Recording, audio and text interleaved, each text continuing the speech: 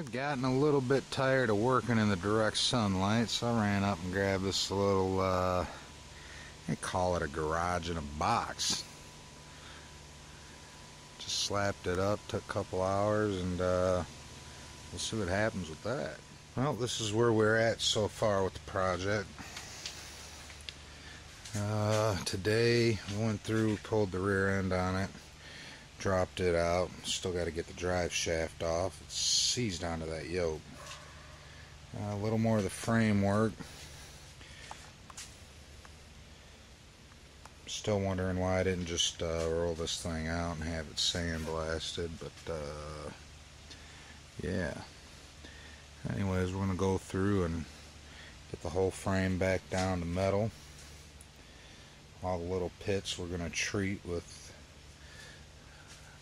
a rust, what do they call it, evaporator, rust, super rust, some super chemical stuff. Starting to get an idea as to what we're doing with the suspension here. We're going to pull these hangers off, the stock hangers. Going to have some drop brackets made, where essentially we're going to put a 10-inch by 8-inch under the front block, the same dimensions as the frame. I believe, I've got it written down, I believe it's 2.5 by 7, but we're going to go 2.5 deep, plate up the front, and either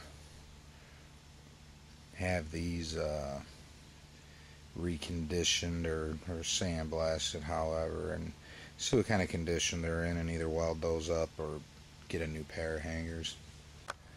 Bumped into a little shackle repair today. Hadn't noticed this. If you look on here, you can see the square flat stock welded up over the channel.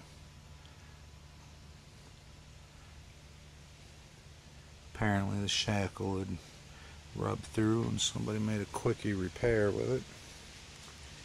We also pulled the fuel tank out of it. Fuel tank's in really good shape. It's right there. Won't stay in good shape if I leave it laying in the wet grass. And up on the front, we're going to do the same thing. We're going to build some drop brackets, act as a subframe, put it underneath, and attach the front hangers to it. The rear will compensate with new shackles, which we can just fab those up. Looks like 1/4-inch flat stock. And again with the new overstock leaves. We can get these locally, I think, like I said, 4 inches overstock. So if there's a 4-inch lift built into the spring, plus we can break down a couple springs we've got laying around and add a couple leaves into it, get another inch or so out of that.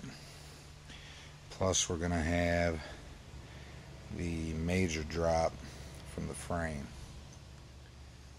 and we're also going with a 3-inch body lift, which came in yesterday. It's a long ways before we get the body back on this thing, but ordering up a master urethane bushing kit for the cabin bed. Get rid of these old dirty rubber bushings. Those with the body lift should be a pretty nice soft ride.